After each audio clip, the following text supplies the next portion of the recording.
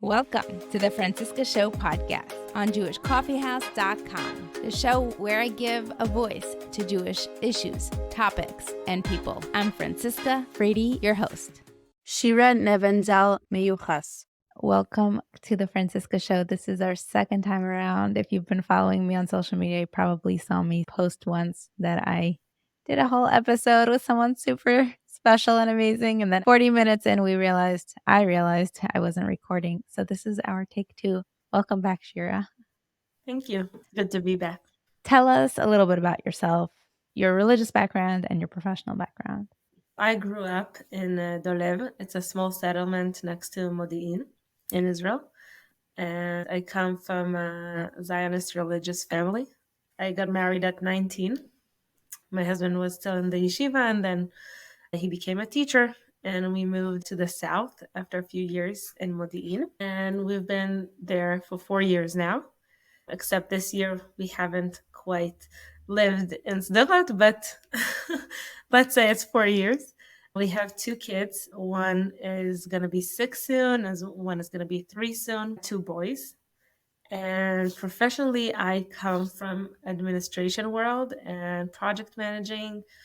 And the past year, I became a freelance and I do project managing and content writing, strategy and marketing for nonprofits and other companies in high tech.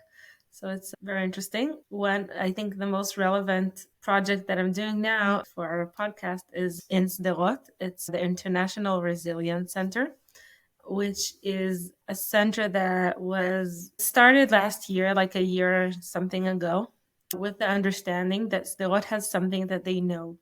We know how to deal with crisis. We know how to deal with ongoing trauma. We know how to deal with ongoing emergency. And we still have a beautiful city that is growing all the time. We decided to take this knowledge and the models that were developed in Sderot and to teach them out, to share that knowledge with the world.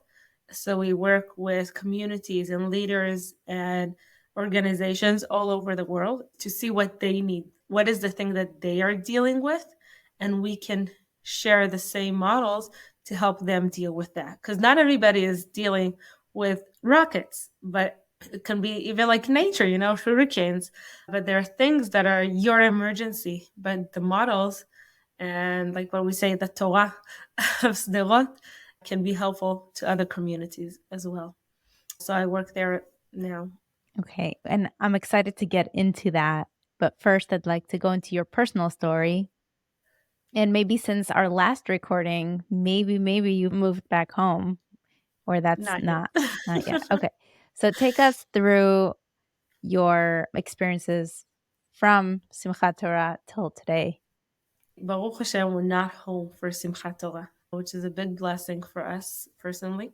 We went to my in-laws for Chag. As a normal Chag, you just go to your in-laws.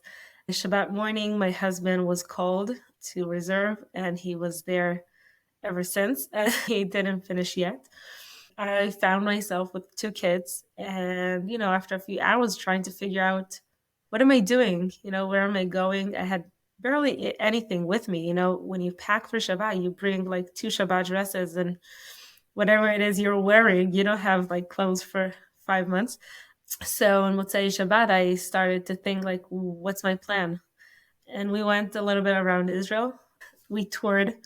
We had like a road trip, the kids and I, and we went from family to friends to hotels. And after 2.5 weeks, a friend reached out and he said that he's not home.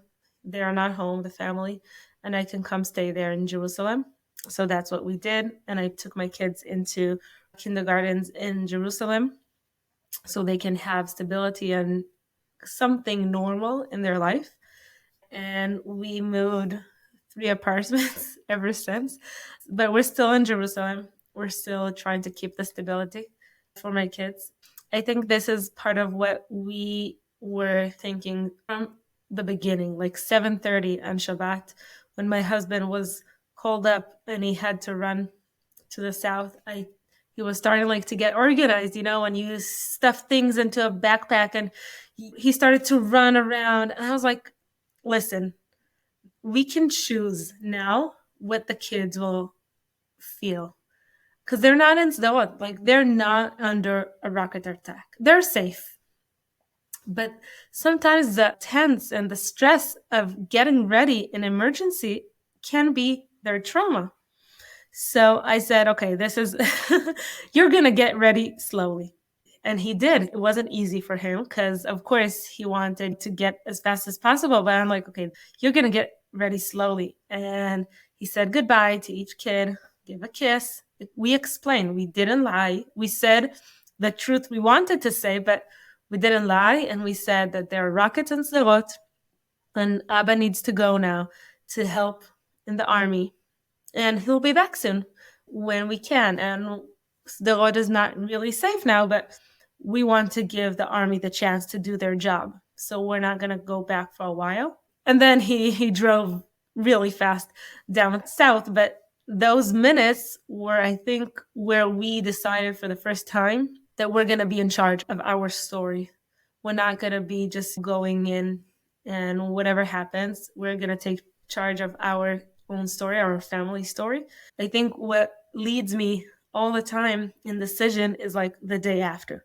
What's going to happen at 6 after the war? Who are we going to be as a couple, as a family, as parents, the children? How our mental health will be, the relationships we built, our faith in God. Like, who are we going to be the day after? And that was like really something I had in front of my eyes for a long time. And even now.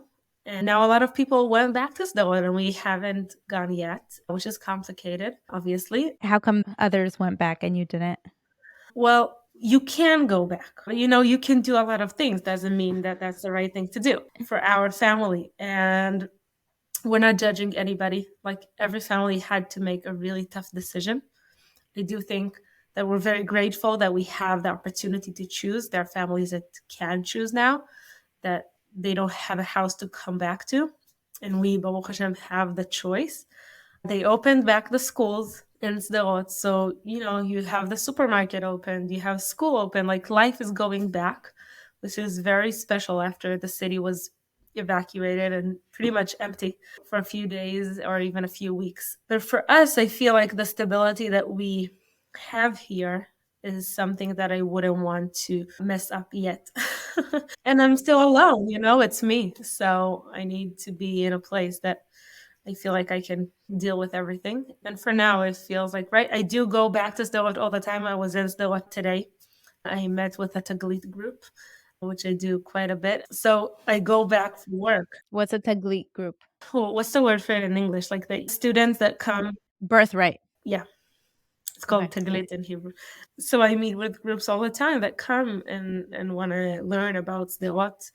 And I try to give the resilience prisma of the story and not only like the oivei prisma, you know. What does your husband do in the army? Are you allowed to say? You're not allowed to say? I think last time you said you can't tell us. Yeah, I can't say. So I needed this back on record.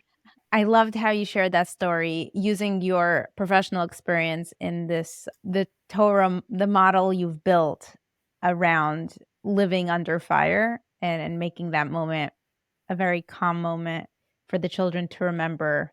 Instead of it being screaming and quick, it was maybe intentionally slowed down and more serious to intentionally create those moments. Life-changing. Okay, so talk to me a little bit about those first few weeks and just in general what it's like to be on one hand, and I want you to go into both, don't skip around. You are a displaced family and you're also a family that doesn't have the father around for so many months. They sound like we're double trouble, you know. Double We trouble. have both. I think the most difficult part was that I had to make all the decisions on my own because he was not here to make those decisions with me. So I would like just update him. Oh, we're now at your sister's house up north. Oh, we're now doing Shabbat and Mitzvah. Like I would just update him because I couldn't like consult with him. So that was something. And of course, for the kids, like everything at once changed. Like they don't go back to their house. They don't really have a home now. We try to create that, but it's not their house. We have the father going away. Like each thing on its own is a lot. Thank God he's not in Gaza, so we didn't have like the life threat. But still, like, he's not here, and it's a lot, like, will he come? Will he not come? I just had to create, thanks to a lot of good people and of course God, a lot of help resources. I said that I'm doing fundraising for my own, but not with money, but like with resources and help and getting the things that I need help with, which is not easy because I like to be this independent person that is okay and is dealing on my own, but I understood that to get through this for the long run, because this is not like a short operation we used to have in Sderot, like a few days and you're back on track. No, I had this feeling that will take time. And to get through this for the long run, I had to get help. I had to get to know people, to create myself, A new network. exactly, a network of good people. And what was pretty special about this, that people gave what they were good at. Not everybody needs to bake cookies for the soldiers. It's amazing, but that's not everybody's thing to do. Some people can do other stuff.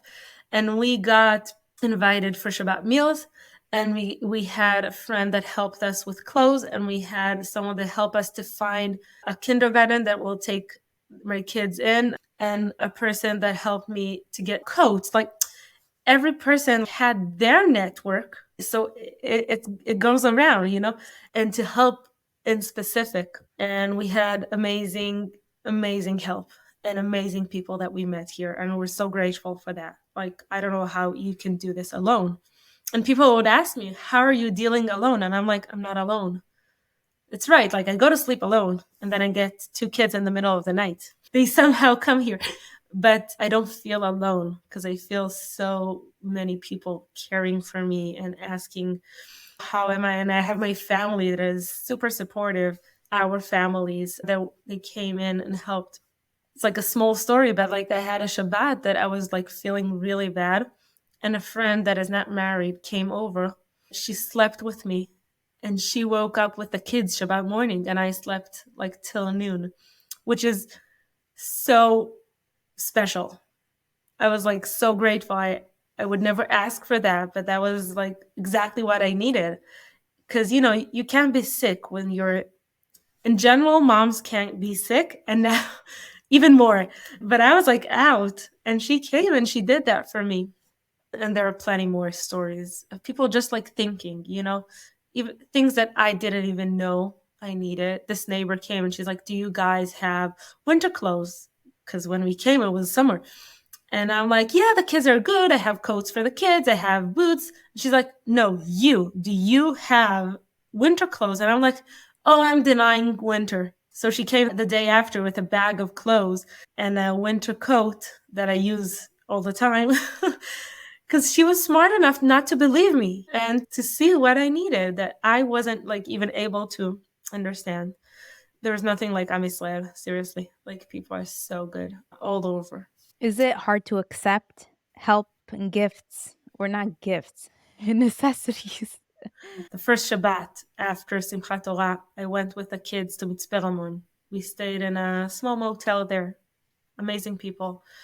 And we went with other friends from Sderot, which was very special for the kids, like to meet friends. There was this place there that they gathered like clothes, like donations, and with Sderot to this place, and they kind of arranged it as if it's a store. Well, it was not a store, like, for sure, but they tried to make it like, with signs of like what sizes, everything, and they had like a marketplace with like toothpaste and stuff like that, and they had and diapers, clothes, and they had shoes, toys, like everything. It was like a building with a few floors. And I took the kids there because we got there and it was freezing. And I was like, oh my God, we need coats. Like, we need sweaters, something. I had nothing. They were like with sandals and short pants. And I'm like, okay, we're going to have to go. And we needed toothpaste and we needed shampoos, stuff that I didn't realize that we need. And there aren't many stores in Mitzvah, so that was a good solution. And I told my son that this is a store. I couldn't deal with the fact that I'm getting help, that we're being donated to, like people are donating for us. We're okay. We have tons of clothes in our closet. I know exactly where, And he looked around and he saw these Spider-Man shoes that had lights and like really cool shoes. And he's like, is this okay that we buy this also? And I'm like, you know what? You can buy this also. Like, we didn't pay for anything, of course. Like, it was all good people. And I was sitting there in the toy store, not really store, but in the toys area. The kids played, like it was kind of like a play zone. And I just started tearing. I was like crying silently, like, what is going on? How am I here in this position that there were volunteers playing with my kids? And I'm like, it's not easy, but there is the saying, may you always be the giver, which is not a right saying, because life is not like that. Sometimes you're the giver and sometimes you're the receiver. That's life. We're all up and down. It's not even up and down, but it's like what I'm missing. Because while I was getting clothes, a few days before, I was helping people from my community to escape out of Sderot with volunteer drivers that came in. So I can't say that I was like down. I was helping with what I could help. And I got help with things I didn't have. It wasn't easy, but it took time to adjust and to understand what is the help I need, who I want to get it from. Not every person I felt comfortable getting help from. To be okay with it. Can you give me an example of that? There are people that do things to feel good with themselves, and that's fine. You can also feel good, but that's not the goal of giving. And I got these, feelings from people that are like really looking at me from above and like, oh, I'm going to take care of you. And that's not something I felt comfortable with. It's okay if we're in a relationship. Like a neighbor here, she brought me cookies one Shabbat, and another Shabbat, I brought her cookies for Shabbat because we're in a relationship. We're not in a position where you're in charge of me. So I had to make some adjustments and to get the help that I felt comfortable getting. And I know there's so much we talked about. Well, hopefully we'll get to it, but I really want to go into the topic specifically. Why you were suggested for the podcast was because of the work you do with in Sderot, with the living within trauma and still thriving, being prosperous in other ways or in all the ways, despite the physical location and everything comes with. There's strength and resilience that comes from it. So can you talk to us about some of the key factors that are involved and then share what you did to help your community and I'm sure people from other communities during this time? First of all, let's talk about the word resilience, which is the buzzword of the year, I think. What does it mean? So resilience, like the definition, is the ability to bounce back from hard things. You're coping, you're dealing, and you're okay. You're bouncing back to life. Things happen, but you're back on track. Maybe not perfect, but you're getting yourself together. One of the things that you mentioned is the subject of community. There are a few things that we see as tools in resilience building that we use as a city and also in our specific community. So let's say one of the things that the city use, and I'll talk a little bit about the city and then I'll go into our community, is trust. We built trust between the people and the leadership. People trust the mayor, people trust people from the city hall. People have trust because they know that they will get information, because they know that nobody's hiding anything from them, because they know that the people really care for them.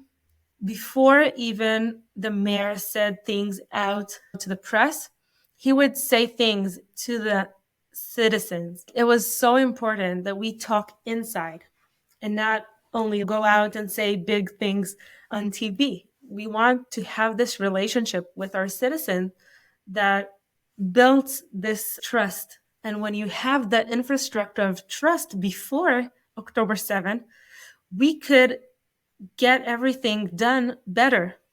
Ever since we had to evacuate all the city, which is a lot, it's like 36,000 people that had to be evacuated.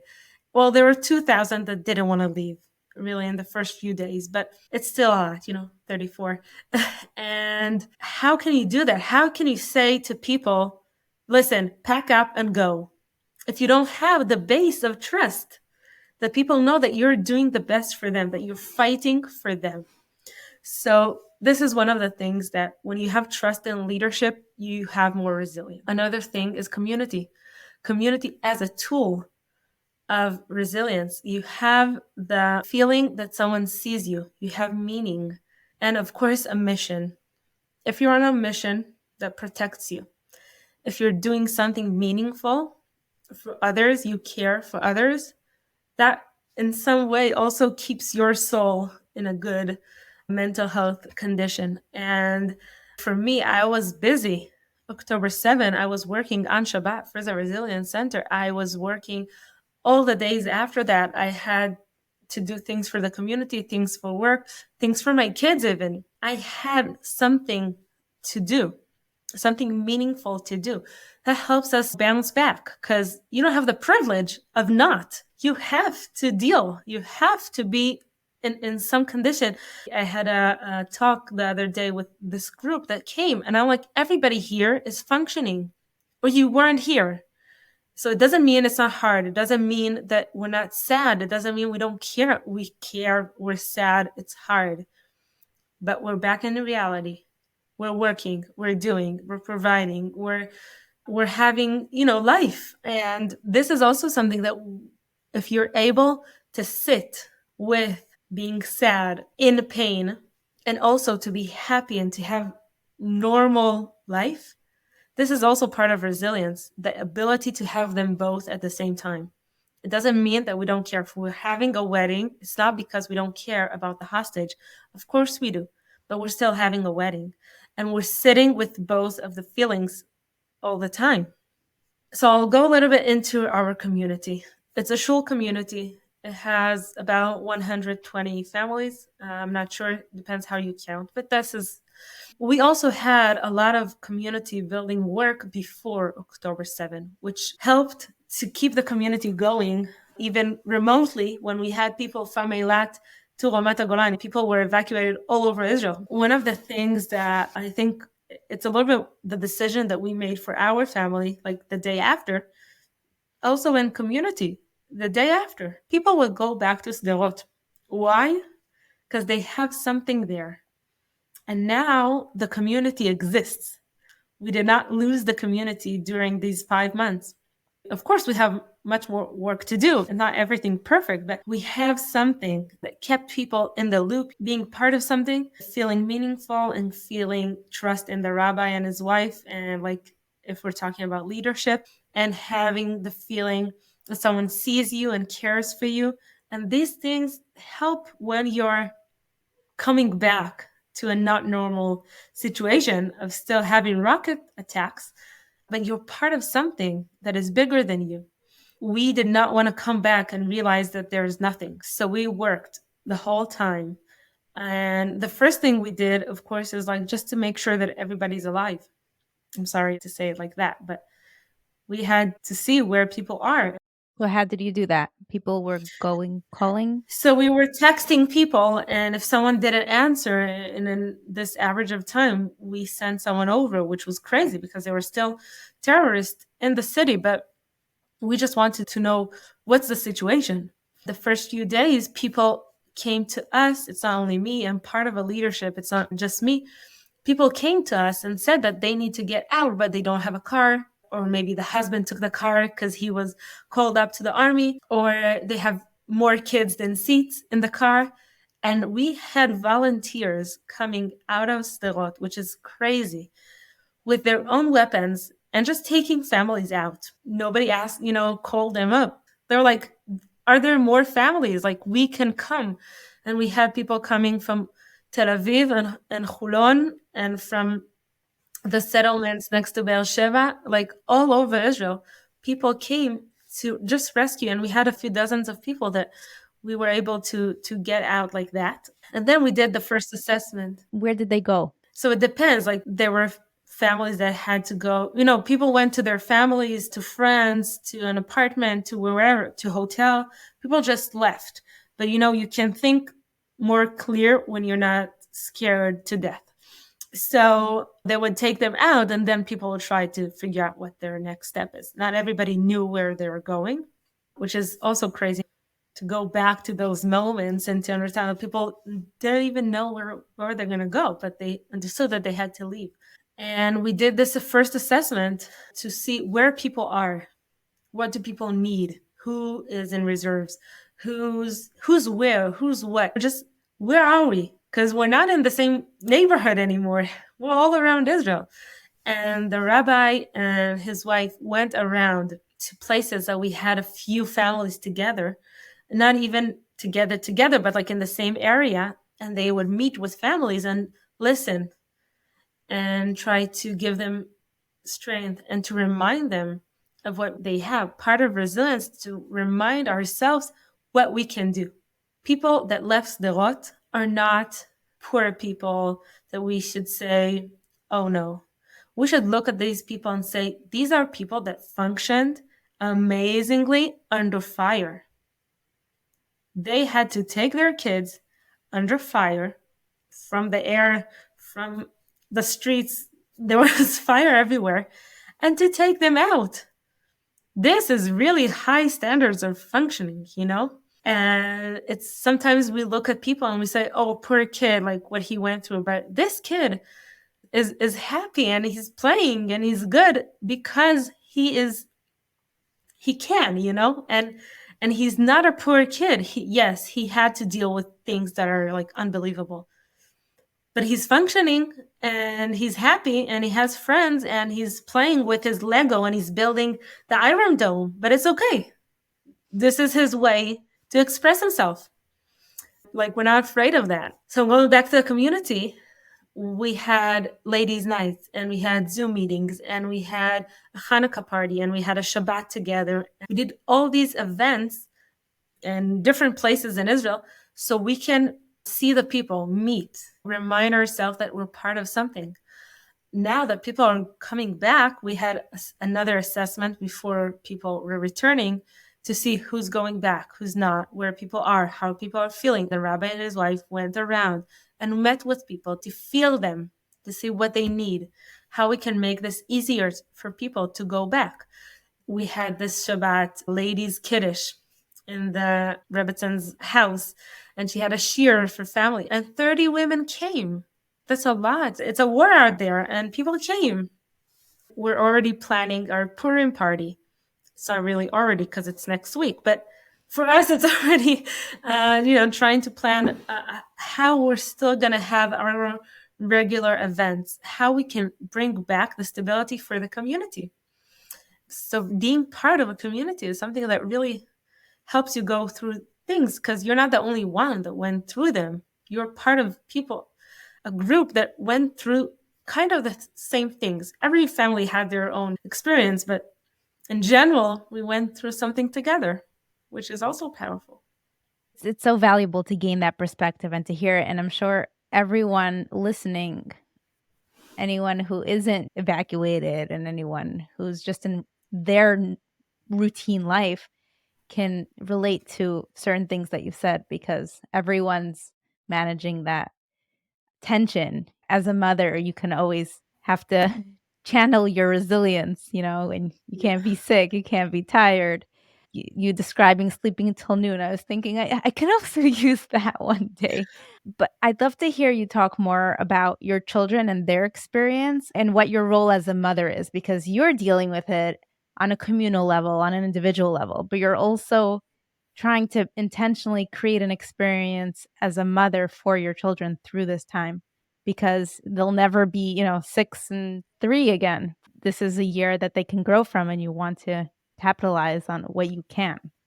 Yeah. Well, first of all, thank you for this question because it's like not something that you always think about, but it's like interesting now to look back and see. I think I told my husband like 2 weeks after everything started that if our kids in 15 years will say, wow, we didn't know that the war was so terrible. We didn't know that there were so many hostages. We didn't know that there were so many killed soldiers. Like, they would be surprised by the war and they would be like, oh, but we remember it as a good time. Then I did my job. Because at those ages, they don't need to know everything. They know, of course, they know some of the things. They're not at home, so they know. But, what exactly they know. And that was like my first goal, for them to remember this period in life not so traumatizing. And, he said, I'll go the other way. We always say that the kid in Sderot knows the best how to deal with rockets because, you're born into this. And if we're going to be sitting in a room in New York with really important people, like if there's a rocket like coming, he would be the best one to know what to do more than all the important people because he's regular.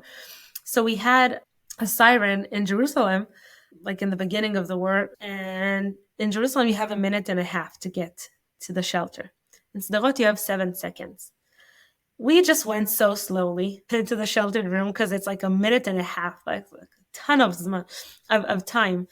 And we're going in, and I'm bringing water and I'm bringing toys, and it's still going. Like nothing happened yet. And we're like, come on, guys. Like we're tired. We have to get to go on with our schedule. Like we don't have time to wait for the rocket to hit. The day after, he went into his classroom, like in kindergarten, and he became the expert. My child, he became the expert of rockets. He asked the kids, like, where were you when you heard the siren? How did you feel? Were you afraid? Were you scared? And he explained to everybody how the Iron Dome works. He was like, yeah, a missile comes from here and then we meet it up here. Like he would explain everything. And he told them, you can do breathing methods in the shelter room. Like he became the expert. So for him, we tried to make this not a scary situation, which of course it was. It's not fun when someone tries to kill you, but we try to make it also empowering. You have something to share. You have a knowledge that kids in Jerusalem don't have, or some of them don't have. So you're special, He always gives us like the feedback, like, thank God I have kids that talk so I can know what they're feeling. And a few weeks ago, I was like, okay, you know what? We're in really good shape. We have a routine. We have stability. We're good. I was really proud of myself. And then we went on a small vacation with my husband's family.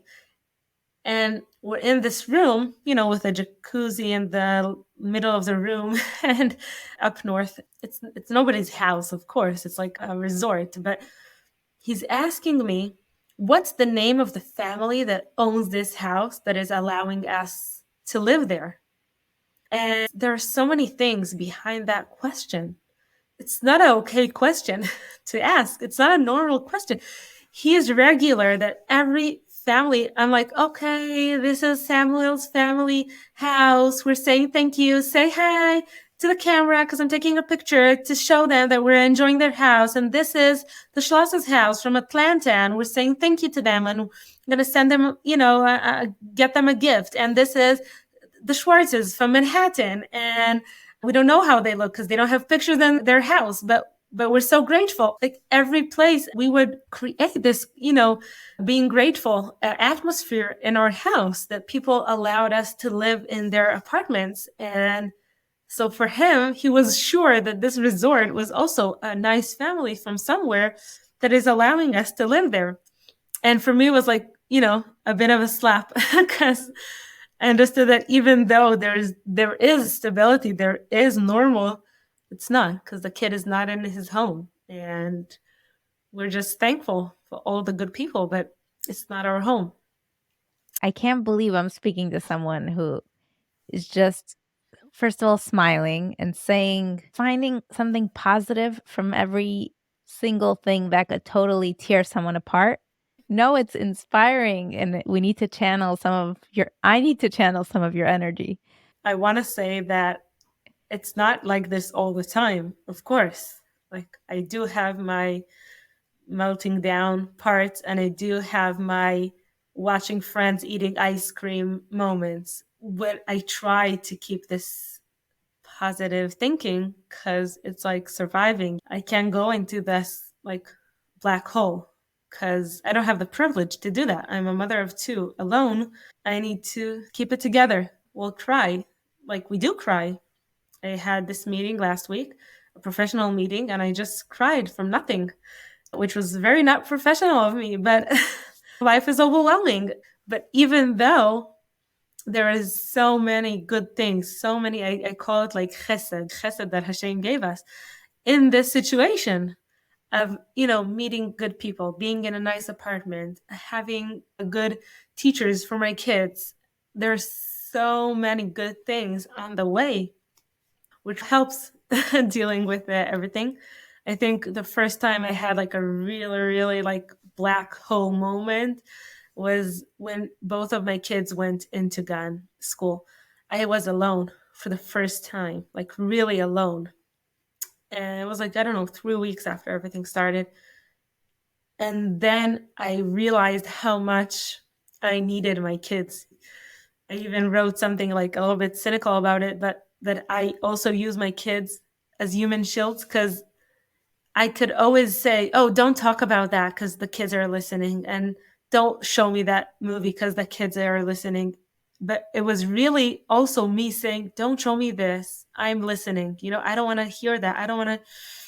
I need to choose what I'm bringing into my soul right now. And it's not that I'm ignoring the situation. I'm just choosing what I can deal with right now. I don't know. It's just like I was alone and it was like everything came at once. But we bounced back. That's life. And also, choosing is a big thing in resilience. When you feel that you can choose, even if there are so many things you cannot choose, what the things you can choose help you bring back the control to your life. So we're trying to do that as well. Would you consider staying where you are so your kids could stay in the same schools, or that's not an option? The moment it's the right time, you're going back to your home, to your community, to your people? Or are you open to the new people to be your people? Everything is an option right now. I can explain going back and staying, both of them, like really convincing, because all the options are there. Everything has their ups and downs. So we're trying to figure it out to see what's good for our kids, to our family in general. This is also overwhelming. Yeah, making decisions, and you're doing that alone right now. Yeah. Many of them. Well, this decision we're making together, but Well, you don't have to make it this minute either. no, not. Did you go back and did you take your kids, and what was that like? It took a few weeks before I went back. I went because I had to go for work. It wasn't easy for me. I went into the house and I felt like a stranger in my own home. It was crazy. And we still had the sukkah up, and we had the arbat aminim still in the living room, and the sitters of Sukkot. Like, time stopped, and we didn't. We went on, but time stopped, and it was like in your face to see that. It took me a few times before I could come, like that I came, that every time was super overwhelming until I could come and it was like, okay. And I felt like it's okay. And then we brought the kids. A few weeks ago, we brought the kids. And in the beginning, my big one, he didn't want to go. He said, will there be rockets? And I'm like, maybe. I cannot promise you that there won't be. And he says, I don't want to go. We never lie to our kids, but I could tell him, like, I couldn't promise that there will be no rockets, but I could promise him that our army is doing everything to keep him safe. And the army is doing everything they can to make him feel comfortable coming home. And I also told him that in a lot of aspects, we are winning. We are getting a lot of things done in Gaza. So we're not losing. And that comforted him, and he felt more confident to come. And he knew that there could be. He was, listening to every single noise outside, but they came home. They were so excited. They played with their toys. They looked around, like, to see if everything is still in place. And the refrigerator was empty. And they're like, there's nothing in the refrigerator. I'm like, yeah, well, we took everything out. And for them, it was still like summer. So my 3-year-old, he was like, I want my bathing suit and I want to go to the park with the water. There's like a water action park that we would go all summer there. And he's like, I want to go. And we're like, sweetheart, it's winter, like it's raining. You're not going anywhere. But for them, like that's where they stopped. And that's where they started when we came for this visit. But we tried to make it like really fun. We had pizza. We did take them to the park to play. So we tried to make it like a good, and they showered at home and we took them home, asleep. Did you hear what I just said? I said that they showered at home and then we took them home. Because that's what it is. We went from our home to our home.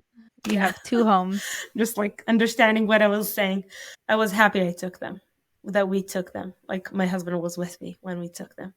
It wasn't easy for them. I think it did bring out some of the stress, but it was good. It's all about getting back into those areas while it's still fresh to clear it before it becomes this box you can't touch and talk about or go into. Can you talk to me about your relationship with your husband and how your marriage has been affected? I'm sure it's not easy if you're comfortable. Okay. Well, we're going to be married soon for 8 years. And I think every couple has their ups and downs. I'm not judging. No, I'm sure. I'm saying like whoever's listening have their ups and downs. That's life. I do think that when you get into a stress zone or you stress the boundaries of life, things get more intense. But what we try to do, even though I had to make the decisions alone, I tried to keep him involved all the time. I didn't want him to become, I'm going to say like a harsh word, but like useless. That, okay, we're dealing good without you. I wanted to keep these strings, that are attaching him to our day-to-day life, to see how we're still keeping him part of the family, even though he's not every day here and part of our routine.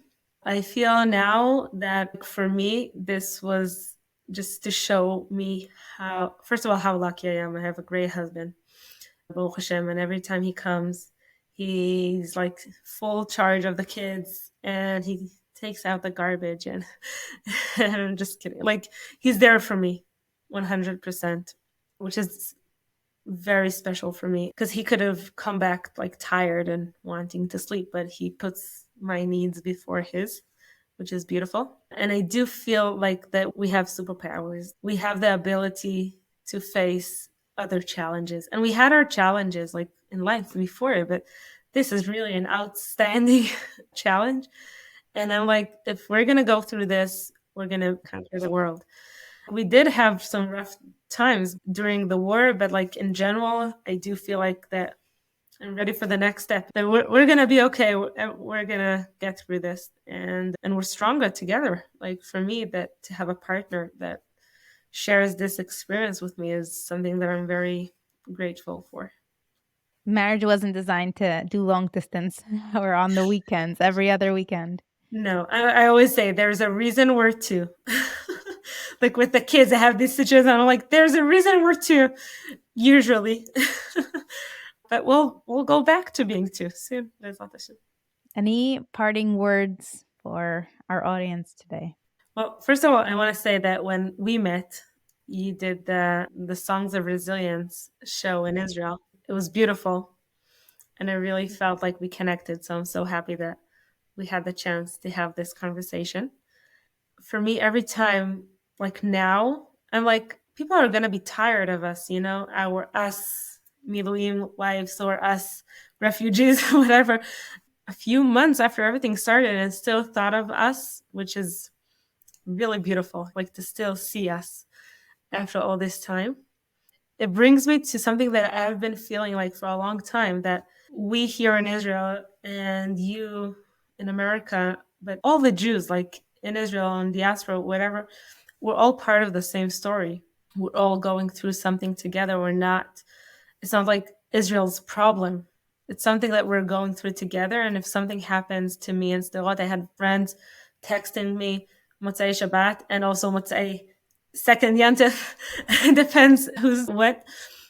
From all over the world, like from Australia and South Africa and Europe and America, like friends that I have through the years, like checking to see how am I doing. And I feel like I have the same care if you were saying that you had flags on your houses and that someone took something off, or I don't remember exactly, like harm One one of of them was, removed. yeah. And Vandalism. I felt like this is the same story, you know, my heart going out to that. So if we can grow as people, you know, like as a society, as Amidst, from this, we're going to be in a pretty good place. Thank you so much for this. Shira, thank you so much. And thank you for having the patience to do this again and for not It was great. killing me the first time around. It's okay. We said last time that this is resilience, right? Dealing with things, Exactly. As they dealing come. with having not recording everything. Oh, this is recorded, right? This is recorded. Yeah, I could benefit from your son's breathing techniques. Thank you for tuning in. I hope you enjoyed this episode. If you did, please leave me a 5-star review. This is a Jewish Coffee House podcast, and I hope you have a better rest of your week. Speak to you next time.